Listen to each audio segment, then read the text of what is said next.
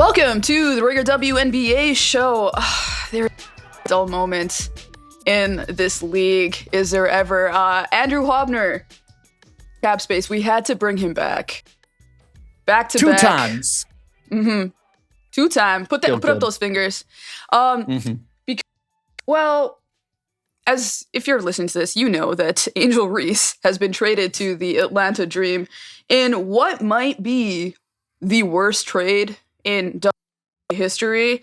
And if it's not the worst trade in WNBA history, that title will still belong to the Chicago Sky, who are now on the losing end of maybe 3 to 4 of the worst trades in WNBA history. And, you know, if we're going to dig into who's at fault, the deep psychological human drama beneath some of the decisions that have been made in the last 2 days, the tendency to self-sabotage when you want power, the tendency to self-sabotage in the face of what I will say has been a very stressful week for a lot of people in the WNBA. I just saw who better show than the guy who knows about the malfeasance and the dysfunction of the Chicago Sky better than anybody else.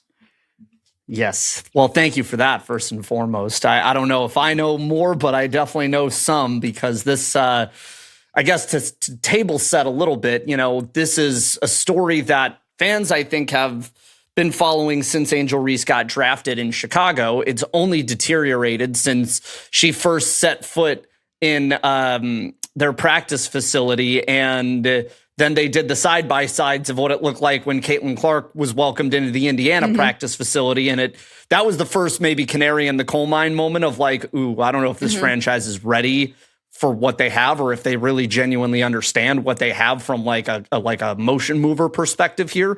And then over the course of the last couple of years, you know, when people get annoyed enough, they start coming to us, you know, and once the press kind of decides it wants to turn its guns on you and you're not doing the right thing, like, we'll find stuff out.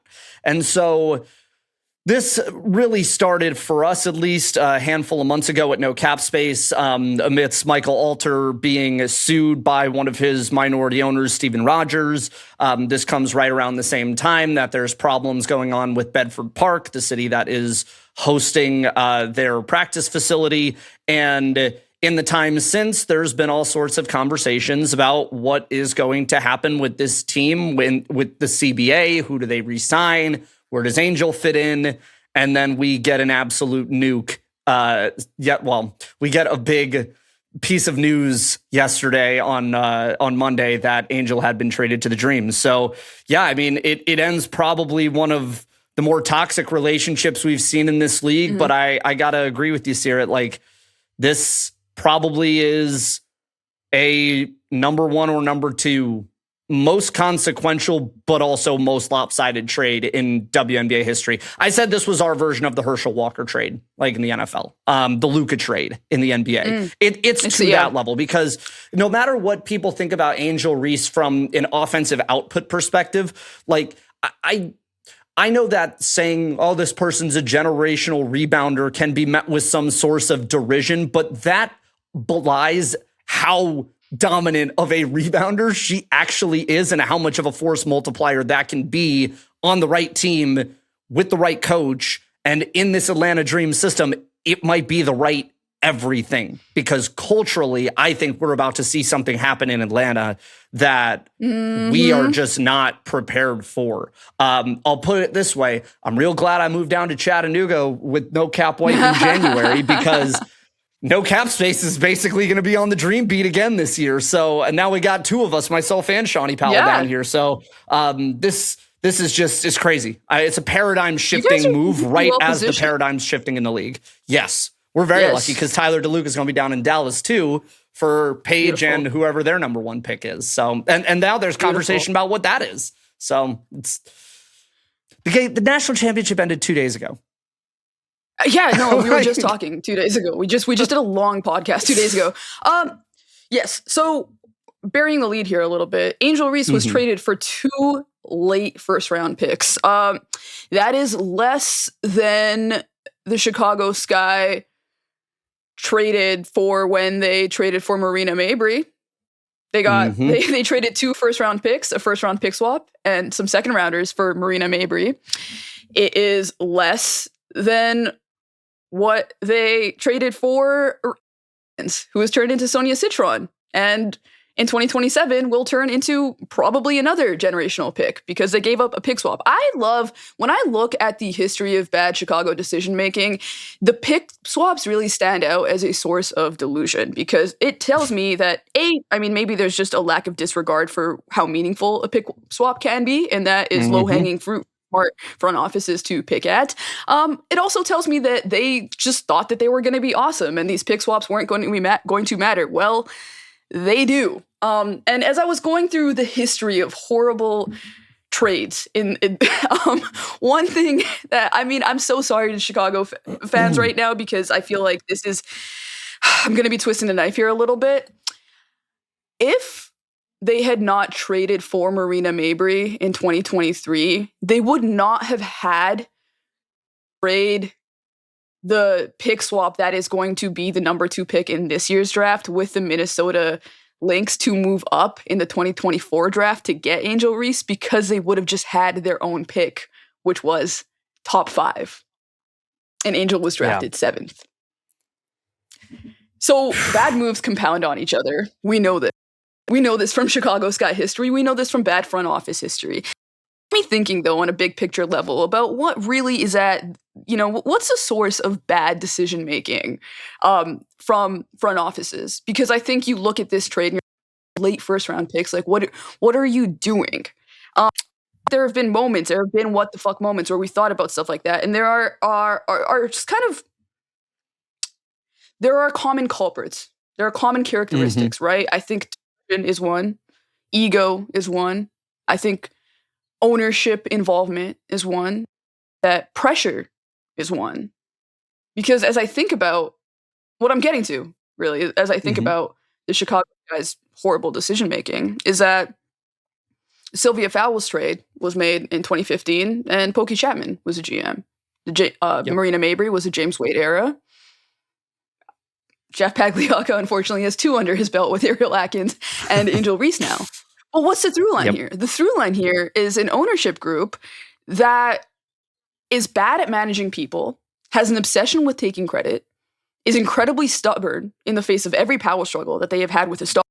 So the second that Angel Reese went out and started talking about some of the things that she didn't like about the Chicago Sky organization, they suspend her. She never plays a game again. That's really where this relationship ended permanently, right?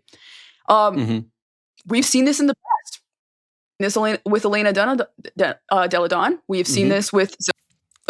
You are not going to win a power struggle with the Chicago Sky organization. They are far too stubborn. They will never be star-friendly. They will never be star-forward. And it's a shame because this is a market in Chicago that should be crushing this new era of the WNBA, but you simply cannot move like this and be in the Angel Reese business. And frankly, you can't be in the Sabrina Ionescu business. You can't be in the Caitlin Clark business. You can't be in the Aaliyah Boston business. You can't be in the Asia Wilson business. Like, modern day superstars are walking ecosystems that bring with them their own people, their own agencies. They bring with them a cadre of people who are going to want influence over what happens in a franchise. You can hate that. You can love that. It's just simply what the rules of the game are.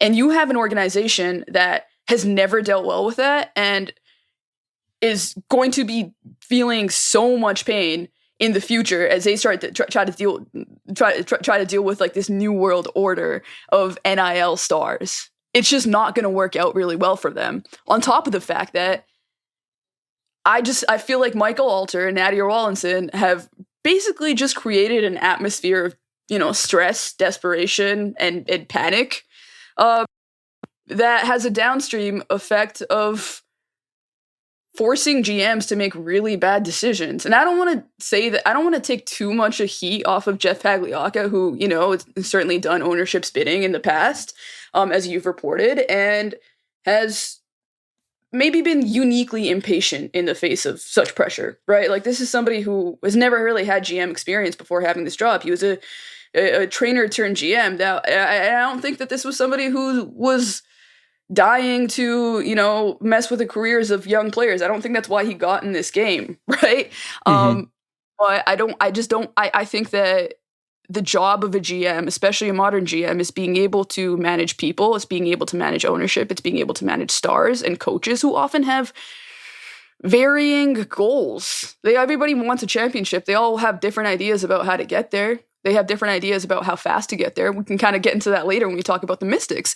But that's the job, right? And I feel like when I kind of, I'm sorry, I'm on a tangent here. If no, please do, because I'm going to follow it up with 6 minutes of my own. This is going to turn into like the Lincoln Douglas debate here. Beautiful. We're just going to be rallying back and forth here. So I feel like recent history, with every decision that Pagliacca has been faced with and maybe put into a corner with, he has reacted with a level of desperation that is very easy for smarter teams to exploit. And some of this and other teams haven't even exploited, but like you can take it back to Angel's rookie year, right? And I think that this is something that I want to be really to, is that it never had to be this way. Let's rewind to, let's say, June, July 2024. You have Teresa Weatherspoon as the coach. She has built a great relationship with Angel Reese, and she has built a trusting relationship with Camila Cardoso, which is hard.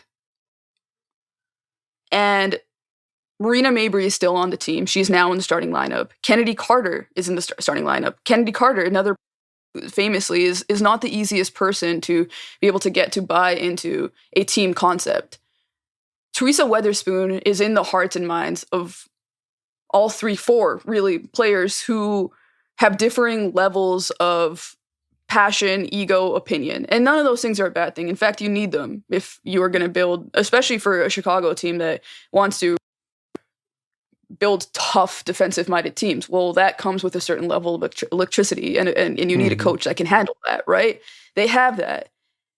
They have, I think at this point, a 500 record and are on the way to making the playoffs. They have a 10 rating with their starting lineup. And they have what is the beginnings of a culture. If they did nothing, if they just did nothing from that moment on, they would have been in a much better position than what they are in now. But there's issues with Teaspoon that we still don't really understand. They fire her, right? Kennedy and Angel have the all-star Twitter rebounding issue, or like you can kind of go back and look that up, which, by the way, they are completely fine now. But then on, right? Now Camila and Angel say that they want bets. I feel like that's like, we can kind of say that on the record at this point. That's like pretty well documented. Go get bets. They don't say go and trade. Don't make the worst trade in WNBA history to go get Ariel Atkins. That's not how it works. They give you a directive, and then you're supposed to make a decision based on taking into account other factors. That was never done. It was completely in the opposite, like in one direction. Okay, now you go make this panic Ariel Atkins trade. That it completely blows up in your face. Basically, the moment that it happens, like day one of the season, you're like, oh my god. Sonia Citron's awesome. Ariel Atkins is really struggling. And that basically is the story of the season, right? Then you start having problems with Angel and ownership. Now, ownership is who fined Angel, right? Like, that didn't come from Jeff. But now he's in this position where he's pressured to figure this out. And he has to, trade Angel Reese, and probably feeling some pressure to send her to a place where she actually wants to go. Now, here comes Atlanta, who can solve that problem. Great. Why are we not holding out for Tahina Paopao? Why are we not holding out for Naz Hillman? Why are we not holding out for more picks? Like, what is, like, it's the move in a vacuum. It sucks having to trade Angel Reese, especially because of what she could have meant. But you also, if you just take a breath, had an opportunity to make up for everything else that you did in the past, because Angel Reese could have gotten you a haul. She could have gotten you a haul and still gone to a place that she wanted to go to. And that never happened, because I think that it's just this negative feedback loop of pressure and panic that the Chicago Sky organization is stuck in.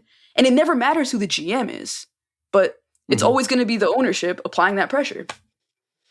Yeah. So to your point, I mean, this is a pattern of behavior and it predates Jeff Pagliocca. Like, this is established canon, right? This to me is in that top 3 of most lopsided trades ever. Maybe Becky Hammond to San Antonio for Jess Davenport was a pretty egregious one. Stacey Thomas and another bench player going to Detroit for Katie Smith, who instantly comes to Minnesota and becomes one of the best scorers of the era. Chicago trading away Sylvia Fowles, even though Fowles wanted that. Chicago trading away Elena Delle Donne because she wanted that. And now trading away Angel Reese because she wanted that. And here's what I will say about, how we're adjudicating the postmortem, because there's a lot of wonder about, like, inside the room, how did this happen? Why did this happen? And, I think that there, within the reporting world, right, there has been one reporter, Annie Costable, who has been fantastic on this subject from day one. And when I mean fantastic, I mean she gets the information. Whether or not you like the information you're getting or how it is presented, the information is coming to you. And the utility of that, and what I always tell people to find the utility in for a newsbreaker like hers reporting is think less about whether or not there's like a bias or a slant. Think more about where it's coming from. If you know where it's coming from, then the job has been done, because the job ultimately is to give you the information so you can then create a more holistic judgment about what it is that actually happened. So there was a comment that was within the article that she wrote today that I thought was really interesting. And naturally, the internet's going crazy with it, where it is discussed that there appeared to be, according to her reporting, a bit of resentment for Angel Reese on the side of Jeff Pagliocca, as well as owner Michael Alter and COO Nadia Rollins, and that they feel the spats started or continued by Angel Reese got in the way of the perception they were trying to change about the Chicago Sky, right? And I don't think it really matters about whether or not that quote is out there and like what that says about the spin of the reporter. I think that's completely immaterial to the conversation, because what you're actually learning there is there's no self-awareness there. Frankly, I appreciate the fact that she put that in the story, because what that tells me is that, y'all are gone. From an ownership and decision-making standpoint, y'all are gone, because there's nobody in the room that understands that by putting that piece of information out into the ether, that you are not then going to get fans and people that tie it to the last 2 times you've done this shit. Like, it is you have to see the board better than this. And if you really were serious about fixing the perception of your team, then you have to find a way, come hell or high water, to make it work with Angel Reese. And I'm not saying it has to be, the team turns into what Colorado football allowed Deion Sanders to turn it into. It does not need to be the Angel Reese show. And I'm sure if you talk to her, members on her team, I doubt they want it to be solely the Angel Reese show, because when something is the Angel Reese show, there is a measure of pressure that goes to Angel when that happens. And that is something that we have seen what she has had to deal with from a press and perception standpoint. And it's like, why would you want to invite even more of that? This kid works best when she's got somebody riding with her on the floor. And so there's a lack of self-awareness from Chicago in, if you fix it with Angel, then you fix the perception. But what that reporting explains, and what Chicago Sky fans have good reason to despair about or get pissed off about, is that piece of reporting gives you a window into how they think. And you don't need to look far to remember the last time this happened. When Elena Delle Donne got traded, Michael Alter was quoted in Crane Chicago Business. It's a business publication that exists in Chicago. but he has been very friendly with them over the last 10 to 15 years, giving them a lot of really interesting interviews, and the Internet Archive still has a few of them behind the paywall. Mm-hmm. When EDD got traded, he was quoted in this publication saying, well, we don't think it's really going to matter. Like, we have the sky, like, we're the sky. Mm-hmm. Like, it's not, we haven't seen a downturn on tickets. We haven't seen a downturn on following. Like, the brand is the thing that is strong. And if you ask people around that organization that don't love the direction it's going, many will say that 2021 was the worst thing that could have happened to the team, because it validated that 2021 championship team, Seerat. It wasn't a good one. They were not the top team in the league. Like, they kind of snuck into the playoffs and then made this incredible run and ended up winning it. But a lot of people are of the belief that it was the worst thing because it affirmed a worldview of the ownership and management that already was flawed, and people could see it as such. But now you have a trophy to affix to that, and you're like, oh, well, our way clearly works, because that's Jeff Pagliaca's way too. You can't tell Jeff Pagliaca shit. Like, and I mean that in the sense of, this is a guy who started as like a skills trainer and then got into a front office and got to a GM spot and ended up winning a championship. Like, that dude, for better or worse, probably wakes up every morning, looks in the mirror, and is like, I mean, I'm the GM of the sky. Like, who can really tell me shit, you know? And that type of mindset, I feel, is understandable why it's there.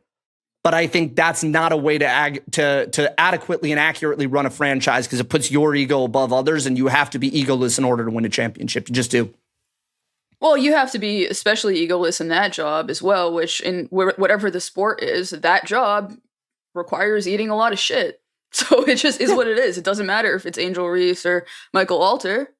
That's the job. Mm-hmm. And I think, like, to your point on it confirming their worst ideas about what makes them successful, I just think on some level there are some people that you can never get through to. They were going to believe that no matter what, because when you look at what the reasons for their success was, it was getting Candace Parker, it was getting Kalia Copper, getting Courtney Vandersloot. It was the players, the stars who run the show, who came over, and despite the fact that you guys were 500, you didn't figure out anything in that season that could have actually.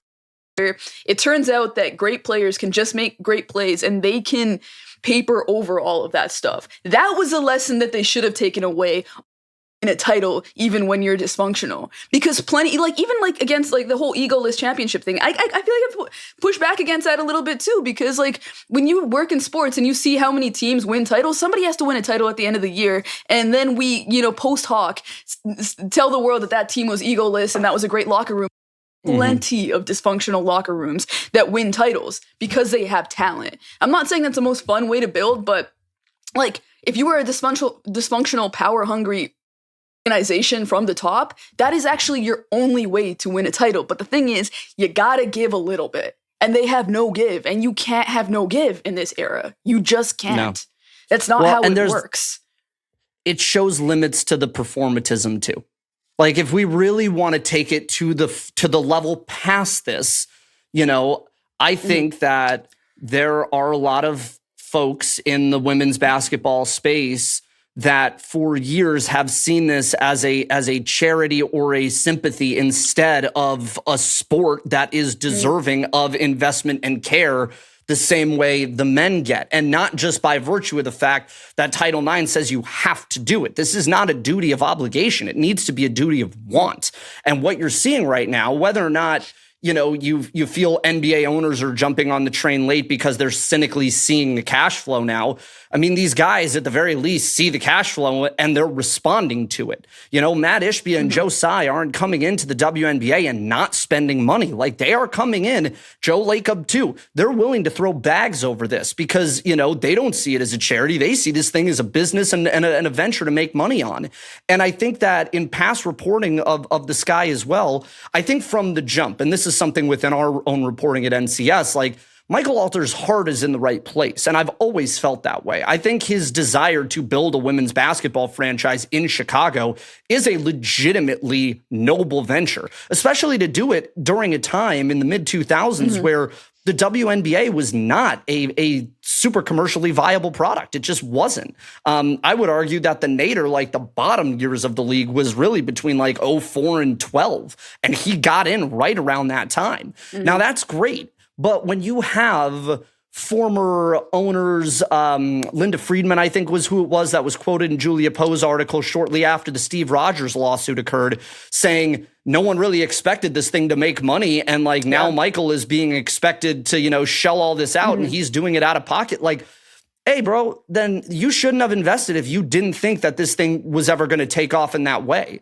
If you didn't think that this was going to be a high dollar investment that at some point down the road was going to require you to spend to win, then you should have gotten out of the game initially. And so lip service doesn't matter anymore. And I think that's Michael Alter's problem generally. It's more of an I feel than an I think or an I know about the guy. But I feel as though he and the folks around him still seem to think that this is like a feel-good, make-a-wish kind of story. And it's like, brother, you're fighting, like, you're on billionaire time now, you know? And Michael Alter's not cash poor. Like, the Alter Group, for all of the little weird kind of strange WeWork stories and things about his real estate empire, like, it's still a real estate empire. Like, he still owns a lot of stuff in a lot of places and makes a lot of money. It's not a financial split in the way people think it is. It's a desire of want.